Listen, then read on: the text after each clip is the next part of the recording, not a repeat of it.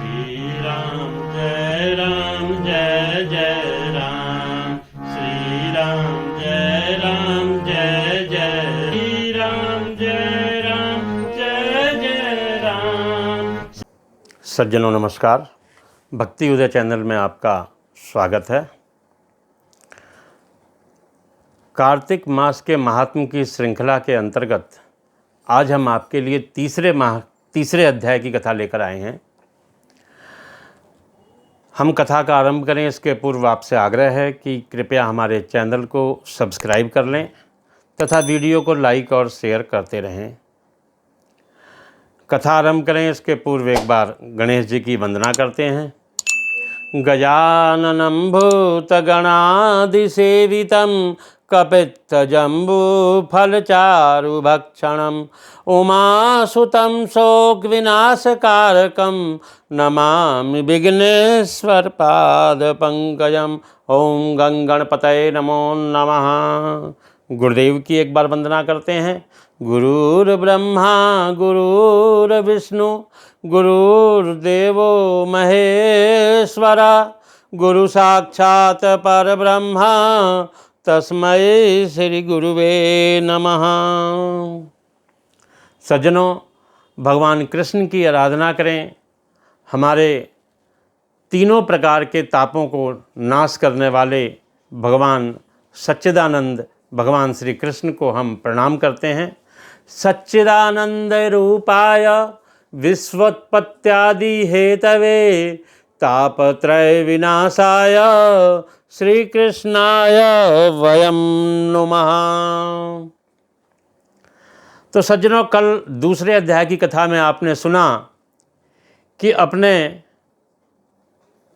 पूर्व जन्म के बारे में भगवान श्री कृष्ण के मुख से सारा वृतांत सुनकर सत्यभामा जी बड़ी प्रसन्न हुईं। सत्यभामा जी कहती हैं, हे प्रभु, आप तो सभी काल में व्यापक हैं और सभी काल आपके आगे एक समान है, फिर आपको ये कार्तिक मास इतना प्रिय क्यों है तथा आपको सभी तिथियों में एकादशी तिथि ही इतनी प्रिय क्यों है, इसका कारण बताएं। भगवान श्री कृष्ण कहते हैं कि हे सत्यभामा, तुमने बड़ा अच्छा प्रश्न किया है, मैं तुम्हें इसका उत्तर देता हूँ, ध्यान से सुनो।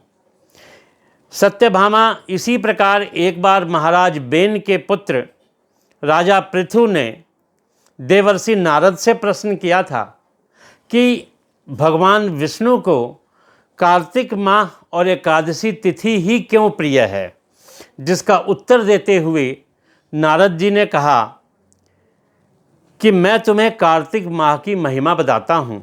हे राजन, एक समय शंख नाम का एक राक्षस जो कि बड़ा ही बलवान और अत्याचारी हो गया था, उसके अत्याचारों से तीनों लोकों में त्राही त्राही मच गई। उस शंखासुर ने स्वर्ग में निवास करने वाले देवताओं पर विजय प्राप्त करके इंद्र आदि देवताओं और लोकपालों के अधिकारों को छीन लिया। उससे भयभीत होकर समस्त देवता अपने परिवार के सदस्यों के साथ पृथ्वी पर सुमेरु पर्वत की गुफाओं में बहुत दिनों तक छिपे रहे। फिर वे निश्चिंत होकर सुमेरु पर्वत की गुफाओं में रहने लगे।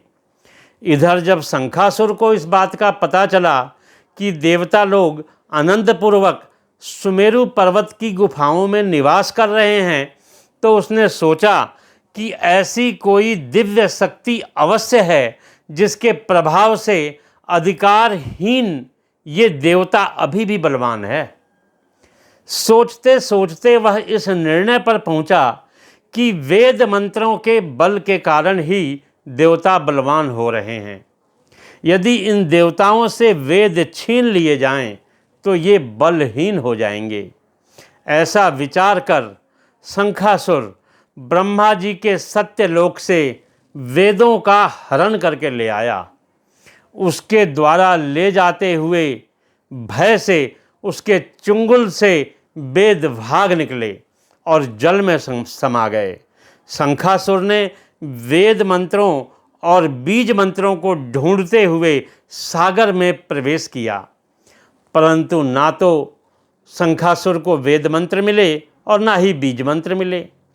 जब शंखासुर सागर से निराश होकर वापस लौटा तो उस समय ब्रह्मा जी पूजा की सामग्री लेकर सभी देवताओं के साथ भगवान विष्णु की शरण में पहुँचे और भगवान को गहरी निद्रा से जगाने के लिए गाने बजाने लगे, धूप गंध आदि से बारंबार उनका पूजन करने लगे।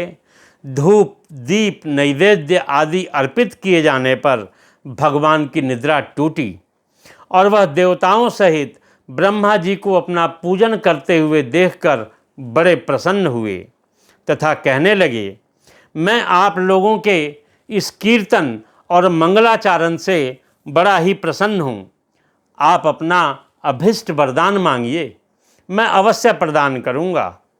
जो मनुष्य आश्विन शुक्ल की एकादशी से देवोत्थान एकादशी तक ब्रह्म मुहूर्त में उठकर मेरी पूजा करेंगे, उन्हें तुम्हारी ही भांति मेरे प्रसन्न होने के कारण सुख की प्राप्ति होगी। आप लोग जो मुझे पाद्य अर्घ्य आचमन और जल आदि सामग्री लाए हैं, वे अनंत गुणों वाली होकर आपका कल्याण करेगी।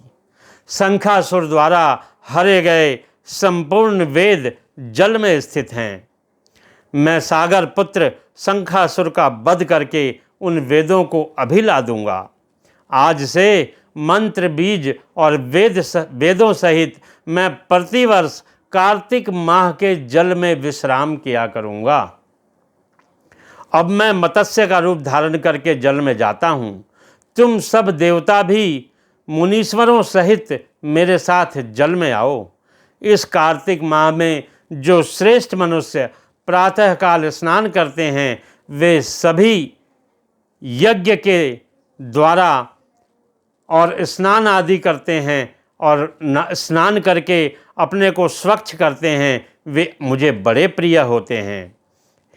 फिर भगवान इंद्र से कहते हैं, हे देवेंद्र, कार्तिक माह में व्रत करने वाले को सभी प्रकार से धन, पुत्र, पुत्री आदि देते रहना और उनकी सभी आपत्तियों से रक्षा करना।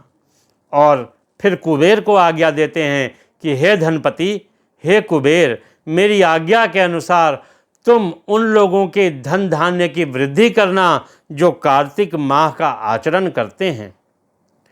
जो मनुष्य जन्म से लेकर मृत्यु पर्यंत इस विधान का पालन करेगा, इस कार्तिक माह के व्रत का पालन करेगा, वह भी देवताओं के समान ही पूजनीय होगा। कार्तिक शुक्ल पक्ष की एकादशी तिथि को तुम लोगों ने मुझे जगाया है, इसलिए यह तिथि मेरे लिए अत्यंत ही प्रीतिदायिनी और माननीय है। हे देवताओं, यह दोनों व्रत नियम पूर्वक करने से मनुष्य को अवश्य ही मेरा सानिध्य प्राप्त होगा। इन व्रतों को करने से जो फल मिलता है वो अन्य किसी व्रत से नहीं मिलता। अतः प्रत्येक मनुष्य को सुखी और निरोग रहने के लिए कार्तिक महात्म्य और एकादशी की कथा सुनते हुए उपयुक्त नियमों का पालन करना चाहिए। ये महात्म्य जो सुनता है उसे अवश्य ही अश्वमेध यज्ञ का फल प्राप्त होता है। इस प्रकार सज्जनों, ये कार्तिक माह महात्म्य के अंतर्गत तृतीय अध्याय की कथा यहीं विश्राम लेती है। आगे की कथा हम लेकर कल फिर उपस्थित होंगे। तब तक के लिए जय श्री कृष्णा। श्रीमन्नारायण नारायण नारायण।